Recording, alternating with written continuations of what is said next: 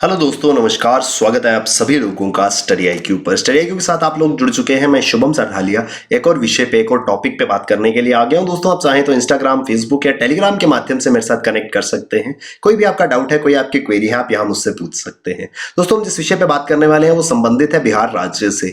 हम बात करने वाले हैं child marriage in Bihar. Bihar राज्य में बाल विवाह की समस्या को लेकर के विस्तार से जानेंगे। क्या है चाइल्ड मैरिज की प्रॉब्लम जो बिहार के अंदर अभी तक पनप रही है, क्या प्रयास जो है वो सरकार की ओर से किए जा रहे हैं कि बिहार और सभी राज्यों से चाइल्ड मैरिज का जो ये पूरा का पूरा इशू है, इसको पूरे तरीके से खत्म किया जाए। इन सभी बातों पर विस्तार से चर्चा करेंगे। दोस्तों, आप किसी भी एग्जाम की तैयारी कर रहे हैं, किसी भी एग्जाम प्रिपरेशन में आप इन्वॉल्व हैं, चाहे सिविल सर्विसेज हो, बैंकिंग एग्जाम्स हो, जुडिशरी हो, स्टेट लेवल एग्जाम्स हो, इन सभी की प्रिपरेशन को और ज्यादा बेहतर बनाने के लिए आप स्टडी आईक्यू के साथ जुड़ सकते हैं। studyIQ.com या स्टडी आईक्यू की ऐप पर आपके लिए बेहतरीन स्मार्ट कोर्सेज अवेलेबल हैं। दोस्तों, किसी भी कोर्स में आप एनरोल करें, ये कोड शुभ33 इस कोड का जरूर इस्तेमाल कीजिएगा। आप मैसिव डिस्काउंट जो है वो स्टडी आईक्यू के सभी कोर्सेज पे ले पाएंगे। तो दोस्तों, पिछले कुछ समय में अनडाउटेडली ओवरऑल अगर देखा जाए तो राष्ट्रीय स्तर पर चाइल्ड मैरिज जो है उसके केसेस काफी कम हुए हैं, लेकिन फिर भी कुछ राज्य ऐसे हैं जहां पे चाइल्ड मैरिज जो है वो बढ़ रही है, और इसमें से बिहार राज्य एक ऐसा है। हाल ही में एक आर्टिकल जो है वो सामने आया था जिसमें इस प्रॉब्लम को लेकर के कि कैसे चाइल्ड मैरिज आज भी बिहार के कुछ रिमोट गांव में, उसके आसपास के कुछ राज्यों में, ग्रामीण क्षेत्रों में आज भी प्रेवलेंट है, और कैसे इस प्रॉब्लम को, कैसे इस चाइल्ड मैरिज की समस्या को खत्म किया जा सकता है, इसके विषय पे बात की गई है। तो दोस्तों, 2015 से लेकर 2016 के, अगर हम 2015-16 से लेकर के 2019-20 की बात करें, 10 out of 37 districts in Bihar witnessed an increase in child marriage of girls, with 7 districts recording an alarming increment of more than 5%. Comparison है डेटा में from 2015-16 to 2019-20 over the 5 year period. इस 20 साल के, इस 5 साल के समय में ये चीज देखी गई कि बिहार के 10 जिले ऐसे हैं जहां पर number of cases of child marriage जो है वो इंक्रीज हुए हैं। तो 10 जिलों में पिछले 5 सालों में बाल विवाह के मुद्दों में या बाल विवाह की घटनाओं में बढ़ोतरी हुई है। अब प्रयास तो हम ये कर रहे हैं कि चाइल्ड मैरिज टोटली खत्म होना चाहिए, लेकिन अभी भी चाइल्ड मैरिज जो है वो हो रही है। और इससे भी ज्यादा जो एक परेशान करने वाली बात यह है कि 10 में से 7 जिले ऐसे हैं, 7 डिस्ट्रिक्ट्स ऐसे हैं जहां पर ये इंक्रीज जो है वो 5% से ज्यादा है, यानी कि एक बड़े नंबर में इंक्रीमेंटल इंक्रीज जो है वो देखने को मिला है। यानी कि इन शॉर्ट अगर हम बात करें तो चाइल्ड मैरिज जो है वो मौजूद भी है और ओवर द पीरियड बढ़ भी रही है। ये एक समस्या जो है वो सामने आई है। दोस्तों, बाल विवाह ये एक सोशल प्रैक्टिस रही है जिसको बंद कर दिया गया था, लेकिन अभी तक ऑन पेपर तो चाइल्ड मैरिज जो है वो कब से बैन हो गई है, लेकिन अभी भी ये प्रथा जो है वो कुछ ग्रामीण क्षेत्रों में चलाई जा रही है। इंडिया ने ओवरऑल अगर हम बात करें तो it has seen improvements in child marriage level in last 20 years। पिछले 20-10 सालों में काफी ज्यादा इंप्रूवमेंट जो है वो देखी गई है। बाल विवाह जो है वो बहुत कम हुए हैं, खास करके राजस्थान, छत्तीसगढ़, मध्य प्रदेश जैसे राज्य जिन्होंने सबसे बेस्ट रिजल्ट्स, सबसे अच्छे परिणाम दिखाए हैं, यानी कि यहाँ पे सबसे ज्यादा इंप्रूवमेंट जो है वो देखी गई है। चाइल्ड मैरिज की केसेस सबसे कम जो है वो यहाँ से आए हैं, लेकिन फिर भी ये जो प्रॉब्लम है वो आज भी मौजूद है। आज भी चाइल्ड मैरिज रोकने के प्रयास जो है वो विफल नजर आते हैं जब बात होती है राज्य जैसे कि त्रिपुरा, पश्चिम बंगाल और खास करके बिहार की, where more than 2 out of 5 women continue to get married early। दोस्तों, एक अनुमान के अनुसार हर 5 में से 2 महिलाएं ऐसी हैं जो बिहार के अंदर बाल विवाह का शिकार हैं, जिनकी बहुत कम उम्र में शादी जो है वो कर दी जाती है। अब यहां पर समस्या क्या है, क्यों ऐसा होता है, what are the factors that lead to child marriage. दोस्तों, सबसे इंपॉर्टेंट और सबसे मेजर फैक्टर जो है वो लो स्कूलिंग है। आज भी बिहार के अंदर इसको नॉर्म, एक प्रथा के रूप में फॉलो किया जाता है कि लड़की है तो उसको नहीं पढ़ाना है। ओवरऑल एज में 10 साल से ज्यादा स्कूलिंग नहीं करानी है। मुश्किल से अगर होगा तो 1st से लेकर के 10वीं तक की शिक्षा प्राप्त कर दी जाएगी, उससे कम ही जो है वो पढ़ाया जाता है बेटियों को। ये एक प्रथा चली आ रही है, यानी कि इसके ऊपर अगर पढ़ाएंगे तो आज भी बहुत सारे रिमोट एरियाज ऐसे हैं जिसमें इसको टैबू माना जाएगा। कह रहे पगला गए हो कि अपनी बेटी को हायर एजुकेशन दे रहे हो, क्या समझ रहे हो। तो जो कंपैरिजन है वो ये है कि मीन एजुकेशनल अटेनमेंट जो है वो गर्ल्स के केस में 7.8 ईयर्स की है, वेरस बॉयज के केस में 8.3 की है। यानी लड़कों के केस में भी कोई बहुत ज्यादा नहीं है। ओवरऑल ही जो एजुकेशनल अटेनमेंट है, जो एक एसोसिएशन है विद इंस्टीट्यूशंस फॉर एजुकेशन, वो बहुत कम है। लड़कों में भी कम है और गर्ल्स में तो वैसे ही बहुत कम है दोस्तों। ऑन ये क्योंकि मीन निकाला गया है, एवरेज है ये 7.8 ईयर्स, यानी कि ऑन एन एवरेज अगर कंपैरिजन किया जाए तो 7 से 8 साल की एज, 7 से 8 साल जो है वो एक नॉर्मल लड़की स्कूल में स्पेंड करती है, जबकि 8 से 9 साल जो है वो एक लड़का एवरेज स्कूल में स्पेंड कर रहा है। लेकिन अगर बात करें girls, 70% more than boys wish to rejoin school. ये वो लोग हैं जिन्होंने स्कूलिंग करके बेसिक 7-8 साल स्कूल में बिता के फिर स्कूल छोड़ दिया। लेकिन अगर दोस्तों इन लोगों से बात की गई और जो आंकड़े सामने आए, टोटल में से करीब 73% लड़कियां ऐसी हैं जो चाहती हैं कि दोबारा उनको स्कूल जाने का मौका मिले, they wish to join the schools again. दोस्तों जेंडर गैप जो है वो स्कूलिंग में इट वाइडन्स विद एज, जैसे जैसे एज बढ़ रही है ये जेंडर गैप भी जो है वो बढ़ रहा है। 57% of the boys who completed secondary schools were still attending school, only 32% girls were attending school after completing there secondary level education. तो अपनी जो सेकेंडरी लेवल माध्यमिक शिक्षा है, यानी कि 8वीं 9वीं कक्षा पास करने के बाद 57% लड़के ऐसे थे जो 11वीं 12वीं हायर एजुकेशन प्राप्त कर रहे थे। लेकिन जब लड़कियों की बात आई तो 8वीं कक्षा पास करने के बाद 32% लड़कियां ही जो है वो हायर एजुकेशन 11वीं 12वीं के लेवल पर पहुंची। दोस्तों 3 girls drop out of the school because they do not find education worthwhile.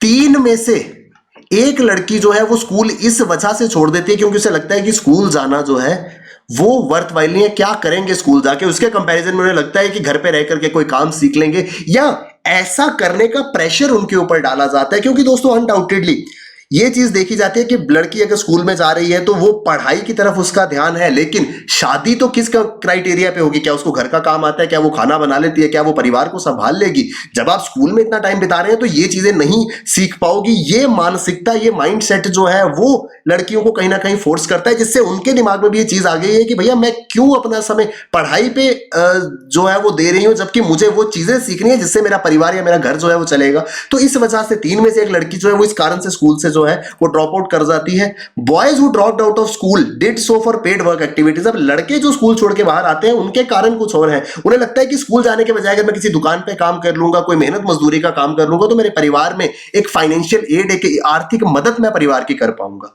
दोस्तों यहां पर लैक ऑफ इकोनॉमिक अपॉर्चुनिटीज है for women and resistance toward educating girls and allowing economic participation discourage girls from seeking an education। यहां पर problem बहुत सारी हैं।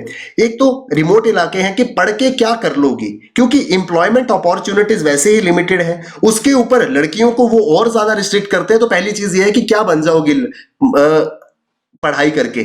दूसरी चीज ये है कि इकोनॉमिक कंडीशंस के पैसा, अगर लिमिटेड पैसा है कि एक बच्चे को पढ़ाना है तो क्यों ना बेटे को पढ़ाया जाए, क्योंकि बेटा तो आपके परिवार में रहने वाला है, लड़की तो ब्याह के दूसरे घर में चली जाएगी।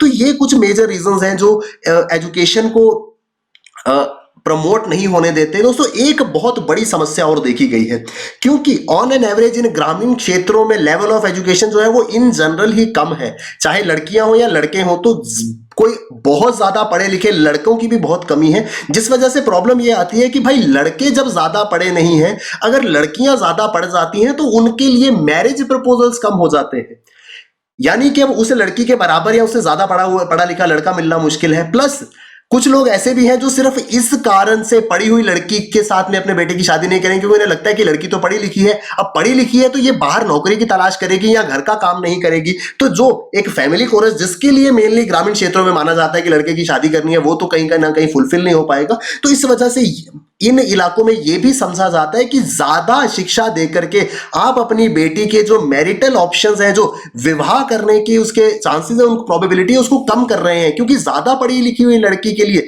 लड़का मिलेगा नहीं या कोई उसको अपने घर में ले जाना नहीं चाहेगा क्योंकि वो पढ़ी लिखी है।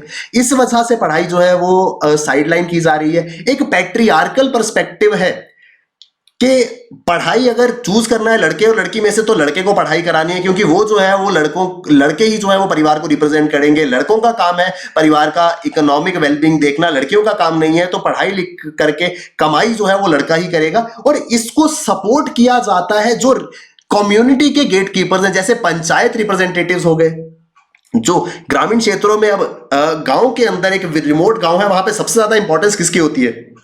पंचायत के लोगों की या सरपंच साहब की। तो ये लोग ये गेट कीपर्स ऑफ सोसाइटी है, लेकिन इनका माइंडसेट भी यही है कि हाँ अगर एक बच्चे को पढ़ाना है तो भैया लड़के को पढ़ाओ। तो इन सभी फोर्सेस के कारण चाइल्ड मैरिज जो है वो कहीं ना कहीं ज्यादा इंक्रीज हो रही है। फादर्स जो कि परिवार में प्राइमरी डिसीजन मेकर होते हैं। More than 3/4 married young women and more than 2/3 married young men said their fathers facilitated their early marriage. जल्दी शादी करने के पीछे सबसे बड़ा रीजन जो है वो पेरेंट्स का या फादर का होता है, क्योंकि घर में डिसीजन मेकिंग अथॉरिटी कौन है? पिताजी हैं। पिताजी चाहते हैं कि बेटी की शादी जल्दी हो जाए, क्योंकि बेटी की शादी जो है वो पिताजी के लिए एक बहुत बड़ा स्ट्रेस होता है। दोस्तों अनडाउटेडली हर एक पिता का ये रहता है कि जब तक बेटी की शादी नहीं होती उनके दिमाग में वो एक प्रेशर रहता है कि बेटी की शादी करनी है, उसमें खर्चा होगा, तो वो चाहते हैं कि वो जल्द से जल्द स्ट्रेस से फ्री हो जाए, एकदम से जब पॉसिबल हो वो बेटी की शादी करते हैं। सिर्फ लड़की ही नहीं, लड़के के केस में भी, क्योंकि पेरेंट्स की एक बहुत बड़ी रिस्पॉन्सिबिलिटी समझी जाती है अपने बच्चों की शादी करना, तो उन्हें लगता है कि जितनी जल्दी वो इस रिस्पॉन्सिबिलिटी से मुक्त हो जाए उतना ज्यादा अच्छा है। इस वजह से जल्दी शादियां जो है वो होती हैं।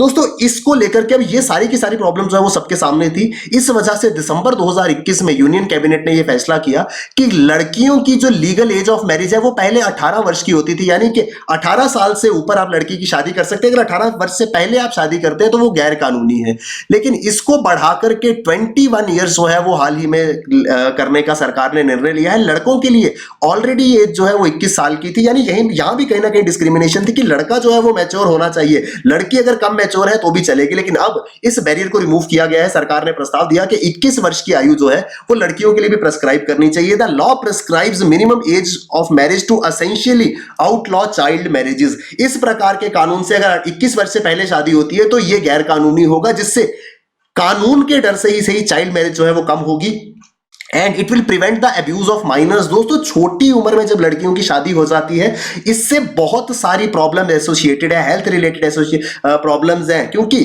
बाद में जब वो छोटी बच्चियां गर्भवती होती हैं उस समय उनको हेल्थ रिलेटेड इश्यूज आते हैं।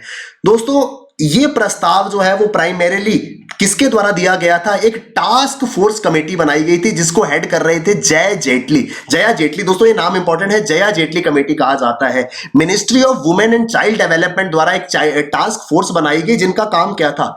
दरअसल जून 2020 में ministry of women and child development ने एक टास्क फोर्स बनाई to look into the correlation between the age of marriage and issues of women nutrition like prevalence of anaemia, infant mortality rate, maternal mortality rate and other social indices. दोस्तों बहुत बार ऐसा देखा गया कि जन्म देते समय या उसके कुछ समय बाद या तो बच्चे की मृत्यु हो जाती थी या मां की मृत्यु हो जाती थी या कोई कॉम्प्लिकेशंस आ जाते थे। तो सरकार को यह समझने की जरूरत थी, सरकार चाहती थी कि एक कोरिलेशन देखा जाए, कहीं ये इन्फेंट मॉर्टेलिटी या मैटरनल मॉर्टेलिटी जो है वो इस वजह से तो नहीं हो रही कि इन बर्थ गिविंग फीमेल्स की एज जो है वो एक क्राइटेरिया है। तो इसके लिए सरकार ने एक कमेटी बनाई थी जिसको हेड किया था जया जेटली ने। इस वजह से इस कमेटी को जया जेटली कमेटी के नाम से जाना जाता है।